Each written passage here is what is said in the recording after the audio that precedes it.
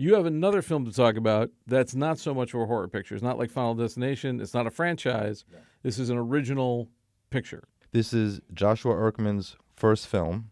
It's a neo-noir thriller. I think some folks would call it Lynchian, in that he is or they are influenced by David Lynch, and to a certain respect David Cronenberg. In that both Davids, both the two Davids, in that I would say specifically like from Videodrome, like some of that stuff. So early '80s. Yes. Cronenberg, David Lynch kind of, like a Lost Highway kind of thing. Yes, all right, I'm very with much you. So. The film is called A Desert. And frankly, it unrolls and spools just like that. It very much a no frills, no pre-packaging, no monuments of any sort. This is he went and found a abandoned town almost, and went there and filmed. The story consists of a photographer. He specializes in still photography. And he structures, abandoned structures, it seems mostly. And he's going back out to do another book, that which is what he does, books of his photographs. And he's kind of getting back on the road, off the grid, trying to find himself, I think, because he's sort of lost.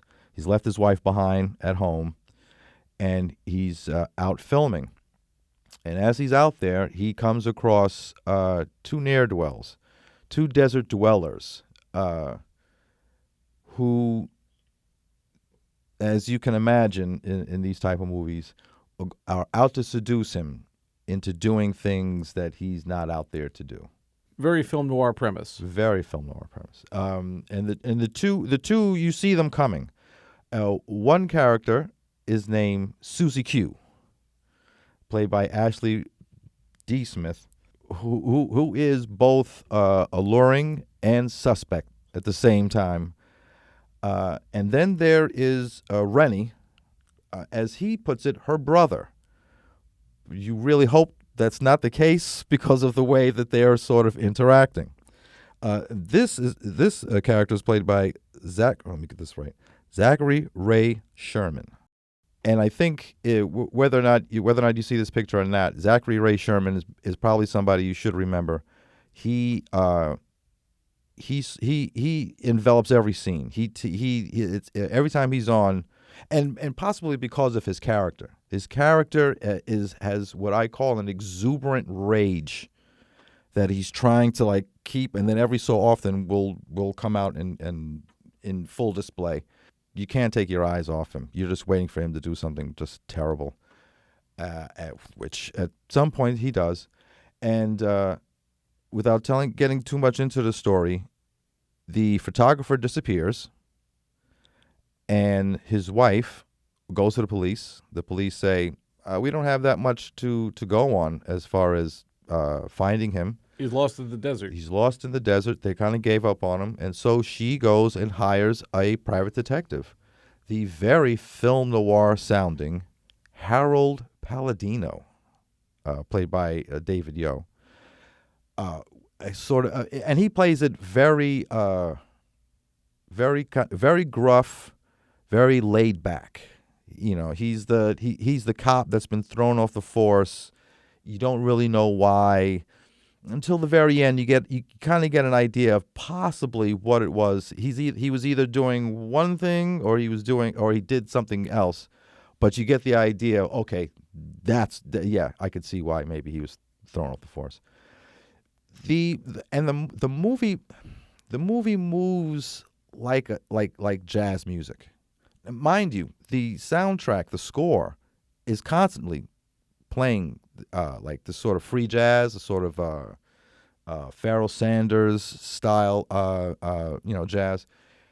And at the Q&A that I caught, they actually talked about the fact that during filming, that there was just music playing constantly, this jazz music, and it sort of envelops the story. It gets into the storytelling even.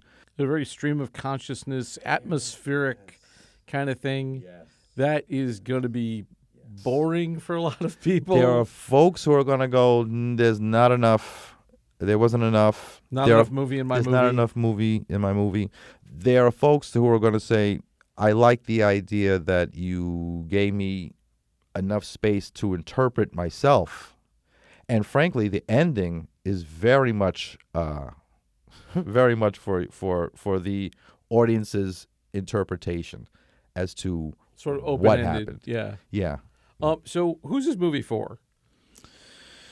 Who is this movie for? Like, if you had to recommend it for one type of fan, who would you recommend it for? The sophisticated art house cinemaphiles.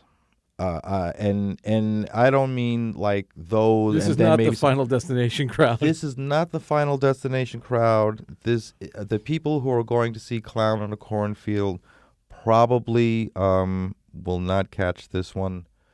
It is very much an art house situation. I would say maybe even more than your typical David Lynch or David Right. Cronenberg type. Okay.